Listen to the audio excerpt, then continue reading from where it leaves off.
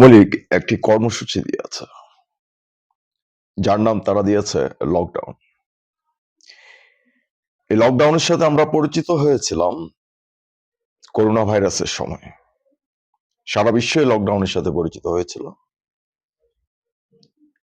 এই লকডাউন সম্পর্কে যাদের জানা আছে তারা বুঝতে পারছেন যে লকডাউন মানে কি হতে যাচ্ছে, কি হতে পারে, এবং সেটা দীর্ঘস্থায়ী হবে। লকডাউন কিন্তু একদিনের জন্য ছিল না। ঠিক তেমনি 13ই নভেম্বরের যে লকডাউন সেটাও কিন্তু একদিনের জন্য নয়, এটা চলতে থাকবে যতক্ষণ পর্যন্ত ইউনূসের পতন না হয়। অর্থাৎ যতক্ষণ পর্যন্ত বাংলাদেশ থেকে অভিশপ্ত করোনা ভাইরাস দূর না হচ্ছে। জার্মানির গোয়েন্দা সংস্থা অ্যাবয়ের নাম হয়তো অনেকেই শুনেননি। কিন্তু 22 বছরের যুবক ইখওয়ানুল মুসলিমিন লেখা হাসান আল বান্নার নাম অনেকেই শুনেছে। সেদিনের 22 বছরের যুবক হাসান আল বান্না মিশরে মুসলিম ব্রাদারহুড প্রতিষ্ঠা করেছিলেন, সেটা জার্মানির গোয়েন্দা সংস্থা অ্যাবয়ের মাধ্যমে। পরবর্তীতে আমরা যেটা দেখলাম সেটা হচ্ছে জার্মানির যাকে বলা হয় পৃথিবীর অন্যতম শ্রেষ্ঠ স্বৈরশাসক হিটলার, সেই হিটলারের সাথে সেই হিটলারের বিলিয়ন বিলিয়ন ডলার টাকার উপর হাসান আল বান্না তিনি মুসলিম ব্রাদারহুডের ইতিহাস লিখতে চেয়েছেন। মুসলমানদেরকে তিনি বুঝিয়েছিলেন যে তিনি মুসলমানদের জন্য কাজ করছেন। মিশর একটি মুসলিম দেশ, সেখানে আবার ইসলাম প্রতিষ্ঠা, বিষয়গুলো আসলে হাস্যকর হয় না? ক্ষমতার জন্য নিজেদেরকে কখনো মুজাহিদ সাজানো, কখনো জঙ্গি সাজানো, কখনো মানুষ হত্যা করে জান্নাতে যাওয়ার স্বপ্ন দেখানো, এসব হাসান আল বান্নার কুকর্মের ইতিহাস কি আসলে মানুষের জানা আছে বা মানুষ কখনো জানার চেষ্টা করেছে? আজকের বাংলাদেশের দিকে যদি তাকান তাহলে আপনি দেখবেন যে জামাত ইসলাম, যে ইসলামী ছাত্র শিবির, যাদের নাম ছিল ইসলামী ছাত্র সংঘ, যাদেরকে গত 54 বছর ধরে বাংলাদেশের মানুষ ঘৃণা করে আসছে, হঠাৎ করে সেই জামাতে ইসলাম, ইসলামী ছাত্র শিবির, তাদের যে সমস্ত জঙ্গিরা মানুষকে নির্মমভাবে হত্যা করেছে, তারা বাংলাদেশের জাতীয় বীর হয়ে যাচ্ছে। 5ই আগস্ট ক্ষমতা দখল করে সে জঙ্গিদেরকে জেল থেকে ছেড়ে দেওয়া হয়। প্রায় 700 জঙ্গিকে ছেড়ে দেওয়া হয়েছে, যাদের মধ্যে 17ই আগস্টের যে সিরিজ বোমা বিস্ফোরণ হয়েছিল সে জেএমবি জঙ্গিরা আছে। হলিয়াডিজানে যেভাবে নৃশংসভাবে মানুষ হত্যা করা হয়েছিল সেই জঙ্গিরা আছে। যারা রমনার বটমূলে উদীচীর জনসভায় বোমা হামলা করেছিল তারা আছে। যারা 21শে আগস্ট গ্রেনেড হামলার সাথে জড়িত ছিল এমন অনেককে জেলখানা থেকে ছেড়ে দেওয়া হয়েছে। বাবররা খালাস পেয়ে গেছেন, তারেকরা খালাস পেয়ে গেছেন। এমন একটা বাংলাদেশ যেখানে আপনার রাজশাহী বিশ্ববিদ্যালয়ে ছাত্রলীগের মেধাবী ছাত্রনেতা ফারুককে মেরে যে শিবিরের সন্ত্রাসীরা ম্যানহোলের মধ্যে ফেলে দিয়েছিল তারাও খালাস পেয়ে গেছেন। খুব আশ্চর্যজনক না? এমন একটা বাংলাদেশে আওয়ামী লীগের লকডাউন আসলে কতটা সফল হবে? আমি আওয়ামী লীগের বিভিন্ন আন্দোলন সংগ্রামের চিত্র খুব কাছ থেকে দেখার সুযোগ পেয়েছি। আমি দেখেছি আওয়ামী লীগ আন্দোলন সংগ্রাম কিভাবে করে, কিভাবে সেটা জমজমাট করে, কিভাবে সেটা জনসম্পৃক্ত করে এবং কিভাবে সেটা গণ আন্দোলনের রূপ নেয়। আওয়ামী লীগ যখনই কোনো আন্দোলনের ডাক দেয়, আওয়ামী লীগ যখনই কোনো কর্মসূচি প্রণয়ন করে, আওয়ামী লীগ যখনই বাংলাদেশের মানুষকে কোনো ভবিষ্যতের স্বপ্ন দেখায়, তখন বুঝতে হবে যে আওয়ামী লীগ একটি নির্দিষ্ট লক্ষ্য নিয়ে এগিয়ে যাচ্ছে। এখন আপনাদের অনেকের মনে প্রশ্ন আসতে পারে যে আওয়ামী লীগ এমন একটা আন্দোলন করছে যেটার নাম হচ্ছে lockdown. What is this lockdown? I don't understand. আমি নিজে মাঝে মাঝে অবাক হয়ে যাচ্ছি এবং আমি এটার এক্সপ্লানেশন কি হবে সেটাও বুঝতে পারতেছি না। কারণটা হচ্ছে আমি যদি খুব গভীরভাবে লক্ষ্য করি তাহলে আমি দেখব যে আজকে বাংলাদেশের যিনি রাষ্ট্র ক্ষমতায় আছেন প্রফেসর ইউনূস, তিনিও কিন্তু বাংলাদেশের জন্য চীনের উহান থেকে যে সার্স, মার্স এবং করোনা ভাইরাসের উৎপত্তি হয়েছিল ঠিক একই করোনা ভাইরাস। আপনাদের হয়তো বিশ্বাস হচ্ছে না। একদিন যখন ট্রাম্প বলেছিলেন যে করোনা ভাইরাসের উৎপত্তি হচ্ছে চীন থেকে এবং সেখান থেকে একটা একটা করে সব ভাইরাসের উৎপত্তি হচ্ছে, এটা কিন্তু সত্য ছিল এবং একটা পর্যায়ে সেটা প্রমাণিত হয়েছে। এই ইউনূস দেখেন 1993 সালে সে সার্স ভাইরাসের মতো একটা রাজনৈতিক দল করেছিল যেটার নাম হচ্ছে আমার দল। সে আমার দল করে তার বাংলাদেশের প্রধানমন্ত্রী হওয়ার খায়েশ জন্মেছিল। 2007 সালে আবার প্রধানমন্ত্রী হওয়ার খায়েশ থেকে সে মার্স ভাইরাস হয়ে বাংলাদেশে উপস্থিত হলো এবং তার যে রাজনৈতিক দলটা সেটা হচ্ছে নাগরিক শক্তি। এরপর দেখেন আবার 2024 সালে একই কায়দায় সেনাবাহিনী দিয়ে বাংলাদেশের রাষ্ট্র ক্ষমতা দখল করে সে আরেকটা নাটক মঞ্চ গড়ে তুললো যার নাম হচ্ছে এনসিপি। অর্থাৎ সে বারবার নিজের মনের মধ্যে বাংলাদেশের প্রধানমন্ত্রী হওয়ার খায়েশ লুকিয়ে রেখেছে দীর্ঘদিন ধরে। এখন হয়তো বাংলাদেশের মানুষের মনে প্রশ্ন আসতে পারে, লকডাউনের মতো কর্মসূচি দিয়ে আসলে কি ইউনূসের পতন করা সম্ভব? দেখেন, আপনাকে যদি ভাইরাস থেকে মুক্ত হইতে হয়, যে সার্স ভাইরাস বললাম, মার্স ভাইরাস বললাম অথবা করোনা ভাইরাস, আপনার হাতে কিন্তু একটাই উপায় আছে, সেটা হচ্ছে লকডাউন। দেশের মানুষকে বাঁচাইতে হলে লকডাউনের কোনো বিকল্প নাই। তো ইউনূস যেহেতু বাংলাদেশের রাজনীতিতে, বাংলাদেশের ইতিহাসে একটা ভাইরাস হয়ে উপস্থিত হয়েছেন। সে 1974 ফুড পলিটিক্স ভাইরাস হয়ে বাংলাদেশে এসেছে। এরপর গ্রামীণ ব্যাংক ভাইরাস ছড়িয়েছে। এরপর আপনার মায়ানমারের অং সান সূচির মতো নোবেল ভাইরাসকে বাংলাদেশে স্প্রেড করেছে। তো এই ভাইরাসকে আপনারা যত সহজে দমন করার স্বপ্ন দেখছেন, এত সহজ হবে না। কারণ এই ভাইরাস নিয়ে যদি আপনি গবেষণা করেন, তাহলে আপনি দেখবেন এই ভাইরাসের পেছনে আছে আরেকটা ভাইরাস। সেটার নাম হচ্ছে জামাত শিবির ভাইরাস। আজকে বাংলাদেশের এই করোনা ভাইরাস দূর করার জন্য সারা গিলবার্টের মতো মানুষদেরকে খুব দরকার ছিল। অক্সফোর্ডের এই নারী বিজ্ঞানী আসলে খুব সহজভাবে বোঝাতে পারতেন কিভাবে ইউনুস ভাইরাস থেকে বাংলাদেশকে মুক্ত করা যায়। ঠিক একই কায়দায় এই মুহূর্তে শেখ হাসিনার সামনেও এই অপশন গুলো আছে, যে তিনি চাইলে তিনি বাংলাদেশকে ইউনুস নামক ভাইরাস থেকে মুক্ত করতে পারেন। কারণ সেটার কিন্তু প্রমাণ আছে। 2007 সালে যদি আপনি দেখেন, তাহলে আপনি দেখবেন এই শেখ হাসিনার নেতৃত্বে কিন্তু এই ইউনুস ভাইরাসকে বিতাড়িত করা হয়েছিল বাংলাদেশ থেকে। সে আমেরিকা চলে যেতে বাধ্য হয়েছিল। তো আজকে 2024 যে ইউনুস ভাইরাসটা দেখছি, যেটা সার্স মার্স থেকে আরো ভয়ঙ্কর হয়ে করোনা ভাইরাসের আকার ধারণ করেছে, তার থেকে বাংলাদেশকে মুক্ত করা কিছুটা জটিল তো অবশ্যই, কিন্তু সেটা আসলে আপনি কিভাবে করবেন? তো এই মুহূর্তে আমার যেটা মনে হয়, যে আপনারা দেখেছেন করোনা ভাইরাসের সময় যখন লকডাউনের ডাক দেওয়া হয়েছিল, তখনও বাংলাদেশের মানুষ অসচেতন ছিল। তো আপনাকে এটা ধরে নিতে হবে যে বাংলাদেশের বেশিরভাগ মানুষ হচ্ছে অসচেতন। তাদেরকে সচেতন করার দায়িত্বটা এই মুহূর্তে আওয়ামী লীগকে নিতে হবে।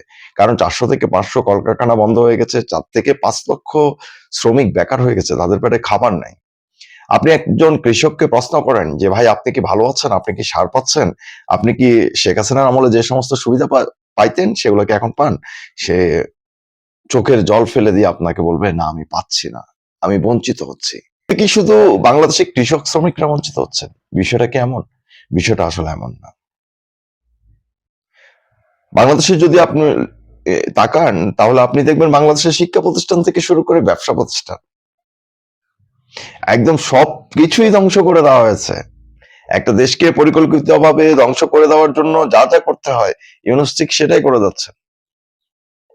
তো আপনার যদি এক্ষেত্রে একজন বাংলাদেশের নাগরিক হয়ে মনে হয় যে আপনার বাংলাদেশ ধ্বংস হয়ে যাচ্ছে, আপনার সেন্ট মার্টিন বিক্রি করে দেওয়া হয়েছে, আপনার চট্টগ্রাম বন্দর টার্মিনাল যেগুলো সেগুলো বিক্রি করে দেওয়া হচ্ছে বিদেশিদের কাছে, আপনার কাছে যদি মনে হয় যে বাংলাদেশকে একটা জঙ্গি রাষ্ট্রে পরিণত করা হচ্ছে, নদীতে লাশ ভাসতেছে, মানুষের ঘরবাড়িতে আগুন দেওয়া হয়েছে, মানুষ বিচার পাচ্ছে না, জেলখানার ভিতর মানুষকে হত্যা করা হয়েছে, অসুস্থ মানুষকে হাতকড়া পরিয়ে হত্যা করা হচ্ছে, আপনার যদি মনে হয় যে আপনি আন্দোলন করবেন, ইউ শুড ক্যারি অন।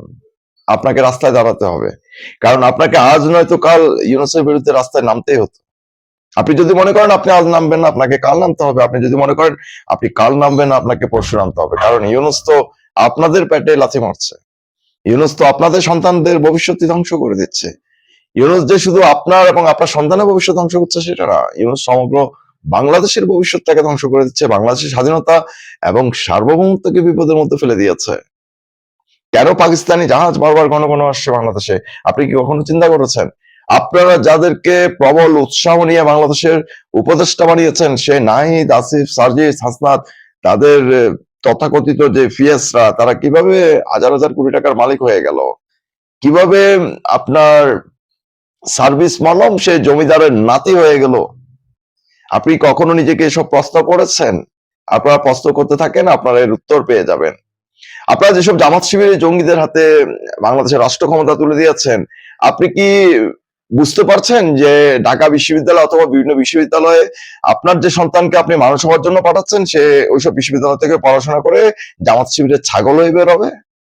আপনি কি আপনার ছেলেকে ছাগল হওয়ার জন্য বিশ্ববিদ্যালয়ে পাঠাচ্ছেন, বুয়েটে পাঠাচ্ছেন অথবা মেডিকেলে পাঠাচ্ছেন? আপনি কি ভেবে দেখেছেন যে এই জামাত শিবির যেখানে রাজত্ব করছে, ওরা আপনার সন্তানের সাথে কি করবে? ওরা আপনার সন্তানের মগজ ধোলাই করে তাকে বোমা মারতে উৎসাহিত করবে, নিরীহ মানুষ হত্যা করতে উৎসাহিত করবে, আপনার ছেলেকে জঙ্গি বানিয়ে ছাড়বে। এখন যদি আপনাদের কাছে মনে হয় যে আপনাদেরকে ঘুরে দাঁড়াতে হবে, আপনাদেরকে অবশ্যই রাস্তা নামতে হবে। আপনার কি মনে আছে গত মাত্র 15 মাসের শাসনে ইউনূস প্রায় 20 থেকে 30 হাজার ক্ষুদ্র মাঝারি যে সমস্ত ব্যবসায়ীরা আছেন, তাদেরকে পথে নামিয়ে দিচ্ছে? আপনি একজন রিক্সাওয়ালার সাথে কথা বলে দেখেন তো বাংলাদেশে, সে রিক্সাওয়ালা কি ভালো আছে? আপনি একজন শ্রমিকের কাঁধে হাত দিয়ে তাকে জিজ্ঞেস করেন, ভাই তুমি ভালো আছো? একটা ছাত্র যে বিশ্ববিদ্যালয়ে পড়ছে, স্কুল কলেজে পড়ছে, তাকে গিয়ে প্রশ্ন করেন, তুমি কি এই বাংলাদেশ চেয়েছিলা? যারা বলছে গত 16 বছর ভোট দিতে পারেনি, তাদেরকে যে জিজ্ঞেস করুন যে বিএনপি জামাত আজকে যাদেরকে তারা ক্ষমতায় বসাচ্ছে, তারা কি তাদেরকে ভোট দিতে দিবে? দিবে না তো ভাই। আজকে যদি আপনি মনে করেন আপনার একটা সকল দলের অংশগ্রহণে একটা নিরপেক্ষ নির্বাচন দরকার, তাহলে তো ইউনূস সরকারের অধীনে বাংলাদেশে কোনো সুষ্ঠু নির্বাচন হওয়া সম্ভব না। আপনাকে যদি বাংলাদেশে একটা সুষ্ঠু নির্বাচন করতে হয়, এই যে ইউনূস ভাইরাস থেকে বাংলাদেশকে মুক্ত করতে হবে। আপনি যে স্টেপ ডাউন ইউনূসের স্লোগানটা শুরু করেছিলেন, ইট উইল বি কন্টিনিউ। আপনাকে ততক্ষণ পর্যন্ত এটাকে কন্টিনিউ করতে হবে যতক্ষণ পর্যন্ত না ইউনূসের পতন হচ্ছে বাংলাদেশে। আপনি বারবারই দেখছেন যে ইউনূস কাদের কাছে যায় খয়রাত করতেছে, ভিক্ষা করতেছে? পাকিস্তানের কাছে। পাকিস্তানিদের তো ভাই বাংলাদেশকে খয়রাত দেওয়ার সামর্থ্য নাই, উপরন্তু বাংলাদেশের মানুষের সেই সামর্থ্য আছে যে পাকিস্তানিদেরকে ভিক্ষা দেওয়ার। আর পাকিস্তানিদের সাথে আমাদের অনেক হিসাব নিকাশ এখনো বাকি আছে, সেটা ভবিষ্যতে হবে। আপনি কি মনে করেন যে জামাত শিবির যে নৈরাজ্য চালাচ্ছে, যে অপকর্ম চালাচ্ছে, যে অত্যাদর্শ লুটপাট চালাচ্ছে, এগুলো এভাবে চলতে থাকবে? বাংলাদেশের মানুষ মেনে নেও ভাই? বাংলাদেশের মানুষ মেনে নিবে না। আজ নয়তো কাল বাংলাদেশের মানুষ ঠিক ঘুরে দাঁড়াবে। বাংলাদেশের মানুষের পিঠ যখন দেয়ালে ঠেকে যায়, তখন ওরা কি করে সেটা ওরা নিজেরাও জানে না। আজকে হয়তো আপনি প্রশ্ন করতে পারেন যে লকডাউন কর্মসূচি কতটুকু যৌক্তিক? হ্যাঁ, লকডাউন কর্মসূচি সেটা আওয়ামী লীগ দিয়েছে, আওয়ামী লীগের জন্য যৌক্তিকতা আছে। আওয়ামী লীগের নেতা কর্মীদের দেয়ালে পিঠ থেকে গেছে, তাদের নেতা কর্মীদের ঘর বাড়িতে অগ্নিসংযোগ করা হয়েছে, তাদের পরিবারের সদস্যদেরকে জেলে নির্যাতন করা হচ্ছে, তাদের সন্তানরা স্কুল কলেজে যেতে পারছে না, তাদের শিক্ষা জীবন ধ্বংস করে দেওয়া হচ্ছে। They have to continue. তারা এটা কন্টিনিউ করুক, তাদের এটা দায়িত্ব হয়ে গেছে দেশ বাঁচানোর। তো তারা যে এটা কন্টিনিউ করবে, তাদের তো সিভিল সোসাইটির সমর্থন লাগবে। সেই সিভিল সোসাইটির কাছে তো তাদেরকে যাইতে হবে, তাদেরকে ক্ষমা প্রার্থনা করতে হবে, তাদেরকে বলতে হবে যে আমরা একটা নতুন বাংলাদেশ গড়বো, একটা নিরাপদ বাংলাদেশ গড়বো। তোমরা তো গত 16 বছর শেখ হাসিনার আমল দেখেছো, আজকের ইউনূসের আমল দেখছো, অতীতে বিএনপি জামাতের 5 বার দুর্নীতিতে বিশ্ব চ্যাম্পিয়ন হওয়ার রেকর্ড তোমরা জানো। তোমরা এটাও জানো যে বাংলাদেশের জন্য শেখ হাসিনার কোনো বিকল্প নাই। সো যদি কোনো কিছু করতে হয়, সেটা হচ্ছে বাংলাদেশটাকে রক্ষা করতে হয়। বাংলাদেশের যে ইকোনমিক্যাল ড্যামেজ ইউনূস করেছে, সেই ইকোনমিকে যদি ঠিক করতে হয়, শেখ হাসিনা ছাড়া তো কোনো বিকল্প নাই। কিন্তু শেখ হাসিনা ফিরে আসবেন, সেটা কিভাবে আসবেন? একটা নিরাপদ বাংলাদেশের স্বপ্ন দেখে আসতে হবে, যাতে বাংলাদেশে কোনো গৃহযুদ্ধ না হয়। কারণ জামাত শিবির জঙ্গিরা চাচ্ছে বাংলাদেশে একটা গৃহযুদ্ধ হোক, গৃহযুদ্ধের মাধ্যমে তারা একটা কমিউনিজম প্রতিষ্ঠা করবে, কমিউনিজমের আদলে। কিন্তু সেটা আদৌ শেখ হাসিনা হতে দিবেন না। কারণ এই বাংলাদেশ তো 30 লক্ষ শহীদের রক্তের বাংলাদেশ। এই বাংলাদেশকে যে কোনো মূল্যে বাঁচাতে হবে। আর এই বাংলাদেশকে বাঁচাইতে হলে আপনাকে দেশপ্রেমিক হইতে হবে, আপনাকে আস্তে আস্তে দেশের জন্য জীবন দেওয়া শিখতে হবে। আপনাদের এই মৌলবাদী জঙ্গিরা বাংলাদেশের কোথায় কোথায় আস্তানা করতেছে, সেই আস্তানাগুলোর তালিকা আপনার কাছে থাকতে হবে। এই মৌলবাদী জঙ্গিদেরকে কারা কারা ফান্ড করতেছে, কোথা থেকে এদের অর্থ আসে, এদের অর্থনৈতিক মেরুদণ্ড ভেঙে দিতে হবে। আজকে আপনি দেখছেন কি যে ইউনূস প্রশাসন সে গ্রামীণ ব্যাংক নিয়ে চিন্তা করতেছে, ইবনে সিনা নিয়ে চিন্তা করতেছে। এমনও তো হইতে পারে যে জামাত শিবিরের জঙ্গিরা গ্রামীণ ব্যাংকে যায় আগুন লাগাই দিয়ে আওয়ামী লীগের নাম দিয়ে দিবে, ইবনে সিনাতে হামলা করে বলবো যে আওয়ামী লীগ করছে। সবকিছু আপনাদেরকে মাথায় রাখতে হবে, কারণ এই জামাত শিবিরের জঙ্গিরা তাদেরকে বাংলাদেশের মানুষ অতীত পছন্দ করে না, এখনো করে না, ভবিষ্যতেও করবে না। গত 54 বছর ধরে বাংলাদেশের সবচেয়ে ঘৃণিত সংগঠনের নাম হচ্ছে জামাত ইসলাম। এই জামাত ইসলামকে বাংলাদেশের মানুষ কখনো মেনে নিবে না। বাংলাদেশের মানুষ যেহেতু জামাত ইসলামকে মেনে নিবে না, সেক্ষেত্রে এই মুহূর্তে আপনাদের করণীয় হচ্ছে এই জামাত ইসলাম সম্পর্কে বাংলাদেশের মানুষকে সচেতন করা, এদের জঙ্গিবাদ সম্পর্কে বাংলাদেশের মানুষকে সচেতন করা, এদের অতীত যে কুকর্ম হচ্ছিল, যেভাবে লক্ষ লক্ষ মানুষকে হত্যা করেছে, সেগুলো সম্পর্কে ওদের সচেতন করা। এরা যে বাংলাদেশকে একটা আফগানিস্তান, সিরিয়া, ইরাক, লিবিয়ার মতো রাষ্ট্র বানাতে চায়, সেটা সম্পর্কে বাংলাদেশের মানুষকে সচেতন করা। আপনি কতটুকু কাজ করতে পারছেন, আপনি কতটুকু সংগঠিত হতে পারছেন, আপনি কতটুকু বাংলাদেশের মানুষকে আপনার এই কর্মসূচির সাথে সম্পৃক্ত করতে পারছেন, তার উপর নির্ভর করবে আপনাদের জয় পরাজয়। মনে রাখবেন, আপনার যদি জয়ী হইতে হয় আপনাকে রক্ত দিতে হবে।